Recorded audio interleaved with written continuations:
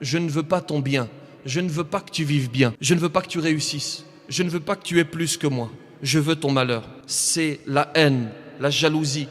Assalamu alaikum wa rahmatullahi wa barakatuh. Aujourd'hui, nous allons entendre un rappel important sur un mal qui peut ronger les cœurs et nuire à nos relations. Soyons attentifs, car comprendre ce danger, c'est déjà commencer à s'en protéger. Dieu dit dans le Coran, وَلَا تَتَمَنَّوْا مَا فَضَّلَ اللَّهُ بِهِ بَعْضَكُمْ عَلَى بَعْضٍ لِلرِّجَالِ نَصِيبٌ مِّمَّا اكْتَسَبُوا وَلِلنِّسَاءِ نَصِيبٌ مِّمَّا اكْتَسَبْنَ واسألوا الله من فضله إن الله كان بكل شيء عليما يوم لا ينفع مال ولا بنون إلا من أتى الله بقلب سليم. Commençons par le cœur, cette extraordinaire production divine. Et c'est le cœur, c'est cet endroit que scrute le Créateur, subhanahu wa ta'ala. Le prophète sallallahu alayhi wa sallam dit dans un hadith, Inna Allah la yanzuru ila suwarikum wa amwalikum, walaki yanzuru ila qulubikum wa a'malikum. Allah ne regarde pas vos apparences, ni vos biens. Il observe vos cœurs et vos actions. Le cœur. Et lorsque le cœur est bon, lorsque le cœur est sain, l'action est bonne. Et c'est ce à quoi doit aspirer tout musulman, le cœur saint. Al-Qalbu Salim. Vous savez, on vient parfois me poser des questions en me disant « Je ne vis pas bien, je suis dépressif, je suis triste, j'ai tout ce dont j'ai besoin pour vivre et pourtant je suis dépressif. Et pourtant, je n'arrive pas à dormir. » Et je pose toujours la même question. Quelle est ta relation avec Allah? Et cette relation avec Allah en dit long sur l'état du musulman. Et souvent, lorsque j'ai ces symptômes, les symptômes que je viens de décrire, il y a les mêmes causes. Une relation distante, voire inexistante avec Allah subhanahu wa ta'ala. Celui qui n'a pas une bonne relation avec le Créateur ne pourra pas vivre agréablement, ne pourra pas avoir un cœur apaisé. C'est donc ce cœur saint qu'il faut essayer de trouver. Comme ce compagnon du prophète sallallahu alayhi wa sallam, à qui le prophète sallallahu alayhi wa sallam a promis le paradis. Et les compagnons du prophète, quelque part, vont être jaloux de cela. Parce qu'attention, il y a la mauvaise jalousie qui est condamnée par l'islam et il y a la bonne que l'on va décrire dans un instant. L'un des compagnons va décider de percer le secret. Pourquoi est-ce que cet homme qui en apparence n'a rien de particulier, pourquoi est-ce que le prophète sallallahu alayhi wa sallam lui a promis le paradis? Alors je précise, c'est Allah subhanahu wa ta'ala qui décide bien entendu du paradis. Il en informe son prophète sallallahu alayhi wa sallam et le prophète, que la paix soit sur lui, transmet par la suite. Ce compagnon va décider d'aller trouver cet homme à qui le prophète sallallahu alayhi wa sallam a promis le paradis. Il va trouver un stratagème pour s'introduire chez lui, légalement bien sûr, et pour dormir avec lui. Il dort et les jours passent et il constate que cet homme n'a rien de particulier en réalité. Et puis un jour il lui pose la question. Il lui révèle le stratagème et il lui dit « Je suis en réalité venu chez toi, je t'ai demandé le gîte et le couvert, je t'ai demandé de m'héberger pour percer ton secret. Qu'est-ce que tu as de particulier ?» Et cet homme va lui dire rien, si ce n'est que lorsque je m'endors, je n'ai pas de haine dans le cœur. Voilà l'un des secrets, ne pas ressentir de haine. Alors bien sûr c'est difficile surtout lorsque l'on vit cette jalousie ou lorsque l'on a été victime d'injustice. Mais la vie, c'est un combat perpétuel. L'obtention du paradis, c'est un combat perpétuel entre cette haine qui peut habiter notre cœur et ce désir d'obtenir un cœur saint. Voilà donc le premier, le cœur saint. Al-Qalbu Salim. Allah subhanahu wa ta'ala dit dans le Coran Alladhina amanu wa tatma'innu qulubuhum bi dhikrillah. Ala bi dhikrillahi tatma'innul qulub. N'est-ce point par l'évocation d'Allah que les cœurs se tranquillisent? Pour l'obtenir, ce cœur saint, il faut évoquer Allah, mais cela ne suffit pas bien sûr. Il faut la parole et il faut l'action. Il faut aimer Allah subhanahu wa ta'ala et il faut le prouver par des actions parce qu'il ne suffit pas de prétendre aimer, il faut le prouver.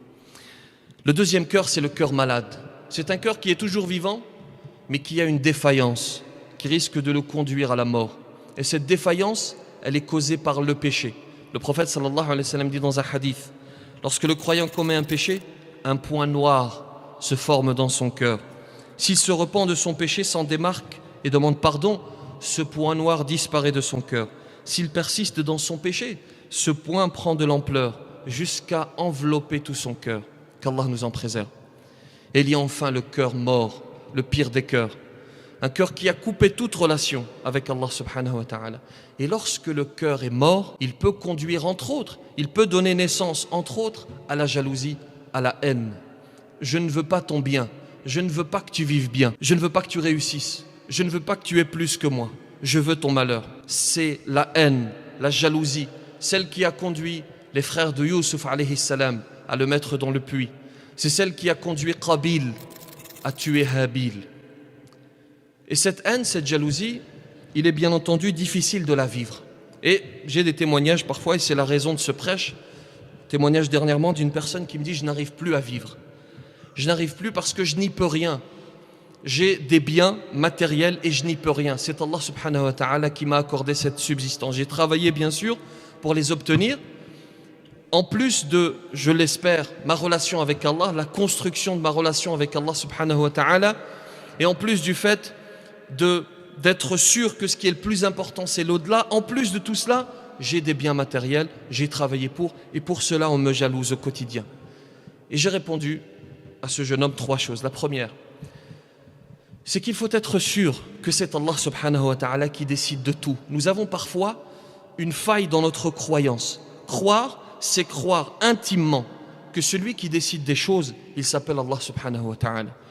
Et quoi que complote le serviteur, la créature, il ne pourra ou ils ne pourront atteindre que si Allah subhanahu wa ta'ala le décrète et le décide. Ça c'est le premier élément. Deuxième élément, c'est que tu n'es pas meilleur que Youssouf alayhi salam, tu n'es pas meilleur que Habil, et de la même manière, je ne suis pas meilleur que ces illustres personnages qui ont jalonné l'histoire de l'islam.